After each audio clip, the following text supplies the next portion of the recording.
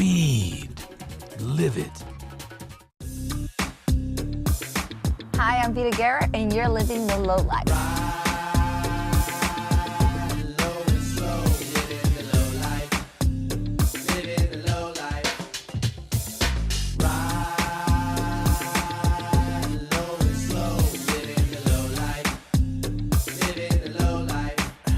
Today on Livin' the Low Life, we check out those rides from way back in the day. They're known as the bombs, and in the world of low riding, they're the cars that started it all. I plan to be buried in this car. I'm not gonna lie, once you drive one of these, you know, there's nothing else. We like them slow and low, you know what I mean? Pow, pow.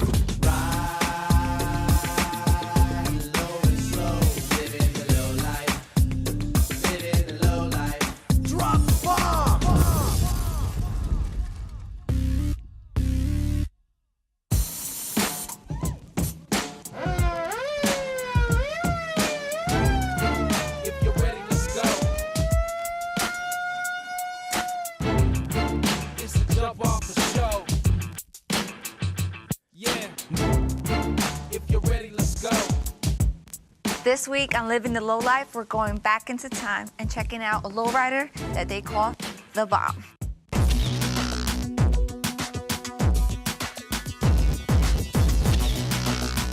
If lowriders began anywhere, at least I know that they were probably bombs. I love the bombs. That's pretty much where it all started. The bombs, they're like the grandfathers, you know, of the scene. The bombs, the old cars. Those are my favorite. I mean, because you look at these cars, there's nothing else like it. A lowrider bomb can date back to the 1930s. Some pass for restored factory cars, but they usually pack quite a few surprises. In lowriding, the bombs are anything 59 and back. They're usually the more round cars, and lowriders like to keep them as original as possible. Usually on bombs, you see just solid colors and, you know, more of a stock paint job. Some people don't want to tear up the bombs. They want to keep them more of a classic, you know, period perfect car. You probably won't find a bomb that can bounce like these competition hoppers. I like the hydraulics. They're fun to watch, but driving one is a real pain. They kind of wiggle around the road, so I like the bombs. So I ended up, you know, getting into the lowriding scene after I stopped the hydraulic scene, which was one interest, but now I have a different one, so the cruising thing is what I prefer. Once you drive one of these, I'm not gonna lie, once you drive one of these, you know, there's nothing else. Back in the 30s and 40s, stylish young Mexican-Americans dressed cool and drove cars like these. They were called pachucos. Now, back in the days, the Pachucos, they cruise low and slow. And today, there's a car club by the same name that keeps the tradition alive. Pachucos, the zoot suit wearers, more were like they wanted to be different. They wanted to be apart from society. People weren't used to it. They didn't like it. Back in their time, the Pachucos were a subculture even in their own community. They spoke their own dialect, they had their own look, and they weren't afraid to be totally unique. Well, back in the olden days, the Pachucos got a bad rap on their name. It was hard for a different race to be accepted at that time in Los Angeles or wherever it may be. They just decided, like, you know, well, you know, we're going to be treated different and we're going to be different. With the style of clothes, the way they spoke, you know, everything was in slang, the way they walked, and that's the way they presented themselves, you know what I'm saying? Pachucote, that's what it was called, you know? A real Pachuco, his style, and this is what I'm all about, whether you like it or not. Today, a California lowrider club has adopted the Pachuco name and the Pachuco car, the Bomb. For the Pachucos, our cars are pretty much 54 and older. It's a name, you know what I mean? It's a, the car itself, you know, was a lifestyle at that time. As far as Pachucos now, I don't think there's anybody right now that can walk around and say, I'm a Pachuco, you know, as far as like how they represent themselves, right? The times changed, you know what I mean? We're representing, you know, more like of the style of the car. But basically what we're all about is just, you know, unity, respect, and family. And that's pretty much what we represent, and we do it with our cars, you know what I mean? Man, if that's not style, then nothing is.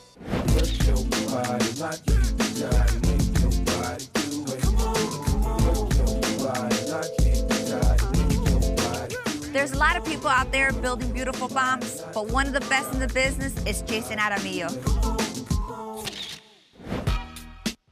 He's all about talent and tradition.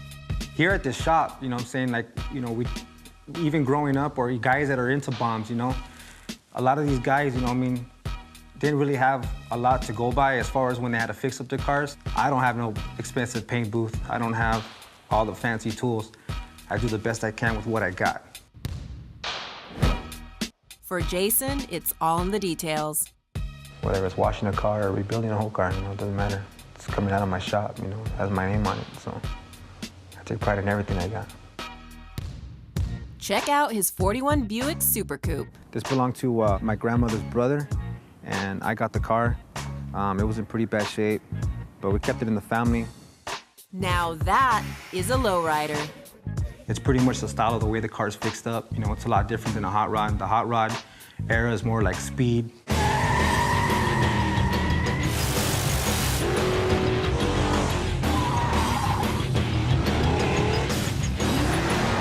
We like them slow and low, you know what I mean? Slow and low is the name of the game here, because when you're driving cars this cool, you want people to have time to see your ride. But this crew does have something in common with the hot rodders, car clubs, and any chance to get together and show off their cars. It's a 50 Fleetline Chevy, 4-door. It's a 1951 Suburban. I got a 1948 Chevy Fleetline. This is a 1938 Chevy. It's a 1949 Chevy Deluxe. So tell me more about the club, the Pachucos. We're a car club with a bunch of friends that like to get together. There's no kind of rules or anything like that. It's kind of just, you can make it when you can. Family's first right off the bat, But the reason why we all come together is family and for the love of cars. Do you guys meet up like once a week or like once a month? We meet up whenever we can. If there's something going on, the phone calls go out and we get together. We don't have very many rules in our club, but one of them is it's got to be a bomb. Tell me a little bit about your car. It's beautiful. Oh, thank you.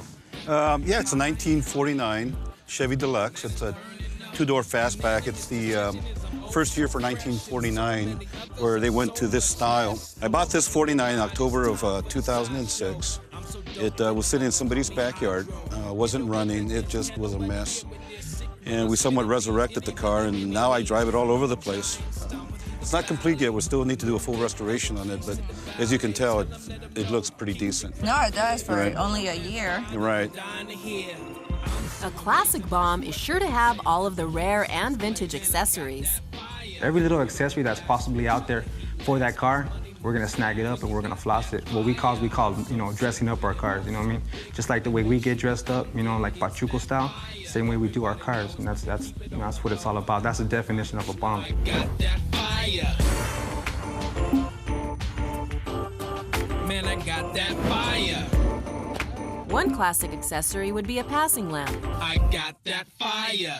What this does, it gets mounted onto the driver's side of the bumper bracket in front of your vehicle. Most highways in those days were 2 lanes. You'd hit this light, it would tell the person coming the opposite way that you're gonna pass to either slow down or pull over. If you can find one, this goes anywhere from like $5 to $1,000, depending on what kind of condition it is.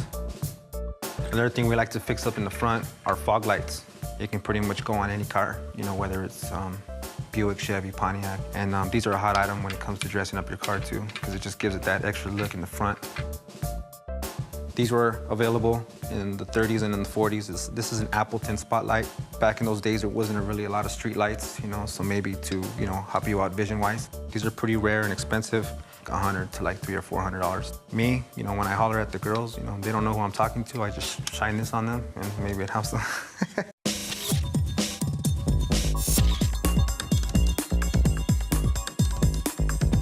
One thing's for sure, if you got a bomb, you've got passion. A bomb requires a committed owner who's beyond dedicated. This car, I call it strong arm robbery because it's robbing every penny I got out of my pocket. Yeah, there's a big prize for big style. Tell me about this beautiful car. This is a 1938 Chevy. It's got a picket visor. These were very rare in the 30s. It's got the dual spotlights. It's got the fog lamps, the A bar. The B sticker on there was back in the 30s, they had a ration on gas. So if you had an A or B on different days, you would have to be able to, you'd be able to get your gas. Where did you find a car like this? We found this car in a wrecking yard back in Sacramento. And then my brother had got it, and I bought it off of him. And then I restored it. It didn't have no windows, it didn't have nothing, no chrome. I started looking through the eBay and buying parts here and there and restored it completely. So how long did it take to restore? About 5 years. 5 years? Whoa! Pop, pop. There you go, now hit it down. There you go, so now you're all the way down. Nice. We drive it all over. I got all my heart and soul into this car. I mean, if this car could talk, you know, you hear all the stories of Al Capone, Bonnie and Clyde. This car could tell it. This car was there. Accessory-wise, these bombs are cool in more ways than one. These cars didn't come with air conditioning or anything like that, so the only air conditioning you really had was to roll down your windows or to run a fan like this. It's vacuum driven. You adjust the speed by opening and closing the valve. If you could find those, 75 to maybe 150 bucks. And for something with a little more kick to it, you see these on a lot of bombs, and what this is that it's a car cooler. And basically, they sit on the outside of your car on the window in this little porthole right here. You can either put ice, I don't know, I've been told ice, I don't know how you're gonna get ice in there, but usually it's water. And when you're driving, air goes in through here. This is on the inside of your vehicle. You open up the vent, cold air comes in. Something like in this condition right here, $300-400 bucks. Another thing too that's pretty popular for the 30s, early 40s is compass. I don't think they had GPS systems back in those days. Very rare, expensive when you do find them. This one's original in the box, $300-400 bucks for something like this. there's a cost to staying stylishly on course. Just like little things like we have compasses for like if you were traveling to find your way. And there is the viewfinder because a lot of times when you have a visor, you can't really see out the car. So you would see, like if you're at a traffic light and you can't see if it's green or red, it reflects in there like red and you would see it. Some accessories are crucial. We have different little accessories for it. Like you see a girl at a stoplight and you might do that or hit the siren or something. Just different little things like that. Just, you do everything, you know, put your own twist on it, you know? What's a bomb? You know, you're thinking exploding, you know, or detonating or whatever like that. Well, back in those days, you know, during the war or whoever, they had bomb raids. They had airplanes that were, you know, flying over, dropping bombs. The sound that you heard was a big crank. So being that our cars are considered bombs, we install these in our cars, so when we're coming to a car show or a park, we light these suckers up and we let everybody know that the bombs are coming.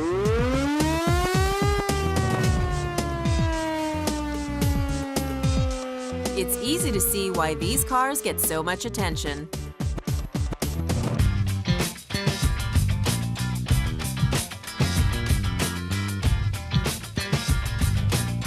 Lowriders come in all shapes and sizes. But one thing is clear, they all owe a lot of respect to the past. Whoever the guy was that came out with that first bomb and it looked like a lowrider, hey, he's the greatest, but he's no greater than the person that came out with the small tire. He's no better than the guy that came out with the first hydraulics. Build them as pretty as possible and beat the crap out of them. That's it. I love this. So there's a lot of important things that changed, you know, and became this style. It takes a certain kind of lowrider to get into the bombs, man, because it's you gotta have a lot of love for them. You know, these things, as meticulous as they are, it takes a lot of work to get them there. Before I shopped for one of these cars, I was gonna buy me a new car. I said, why get a new one when I could just buy me one of these old ones and a new one you can always get later. They might take work, but they sure are fun. You know, you go with lowriders nowadays, you know what I mean? Especially with the newer cars and stuff like that. There's only so much you can do with them. With these old cars, I mean, it's so many accessories, right? So many accessories, yeah, you know, you just... And the best part is trying to find them, you know what I mean? Because they're so old. And it's not just the guys who love to build these beautiful cars. So, as a woman, how do you deal with all this? I don't deal with it very well, honey, I'll tell you. The arrival of Jason's mom reminds us that women have always been a welcome part of this car culture. You get other people here that are involved in it. These are all family-oriented people, and we all get together. We have picnics, we bring the cars out, and everybody has a joy with it. There's nothing like the older car.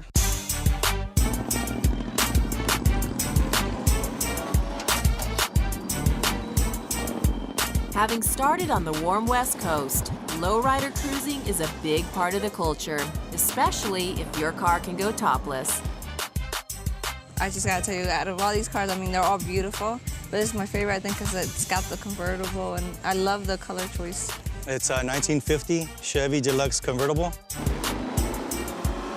And you don't have hydraulics or airbags in No, I wanted to keep it original, real clean. Once you drive one, you know, you see how all the people appreciate it. You come to a stoplight or you're just driving, people are honking and waving. People appreciate them more now because they know how much time and effort and money it takes to have one. So, you know, it's nice when people do appreciate it because it is a lot of work. Mira, burro, esta gente no sabe la que hay. Estamos ready. Estamos ready. Estamos ready. Estamos ready.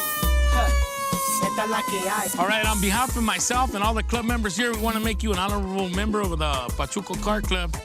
So we hope you wear this with pride. I will. You know how much love and sweat and hard work we put into all our cars. And we know that when you wear this, you get all the respect and all the gratitude that we have to give you. Oh, thank you. Thank you very much. Then I'll get me my own car. There you go. When you're ready, you can help me. We're here for you always. The Pachucos and the Bombs are just part of the huge lowrider lifestyle. We're hitting the road to see even more of what's cool, in motion, and incredibly low. Bomb enthusiasts want to make one thing clear. A hot rod is a whole other car. Clubs like the Pachucos work to keep their rides as original as possible. If you get into other cars, you know, they strip a lot of chrome off it and then they make it into hot rods. We try to keep it as much as original as possible. You know, look at these cars, it's all original. And that's what we're looking for. You know, the way we like to carry our cars. Low, slow, and that's where it's at.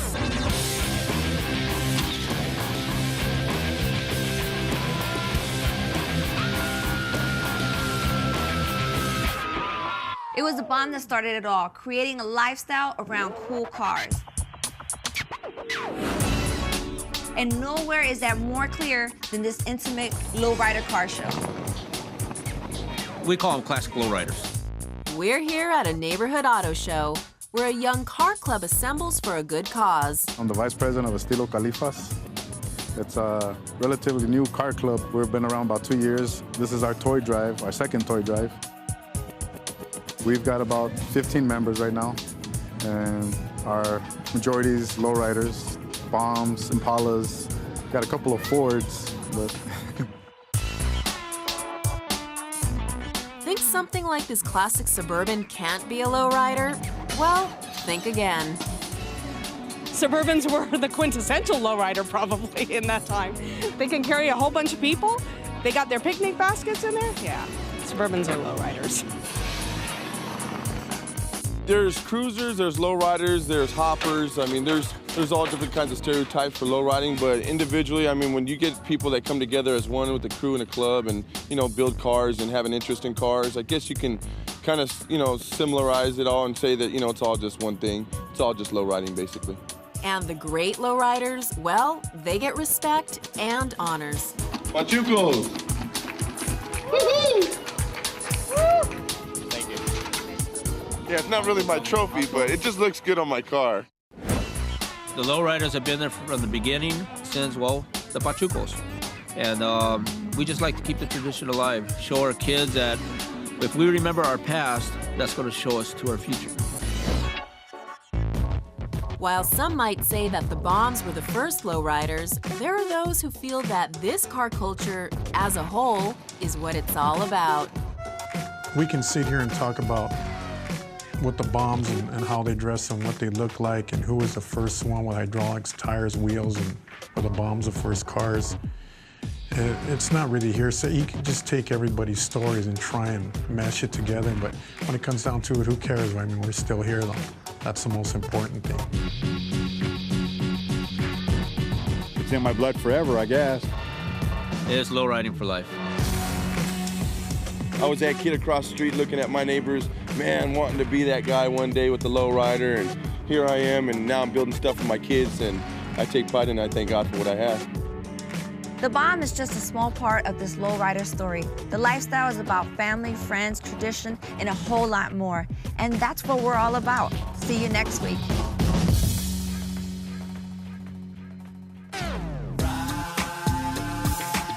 A lot of people confuse lowriding with gang members, and that's really not true. Lowriding, I take it as an interest because it kept me busy, kept me off the streets, and focused more on wanting to build a car as opposed to going out there and gang banging, getting into trouble, you know. We love what we do. I don't know if we would call it a sport, but we do love the lifestyle.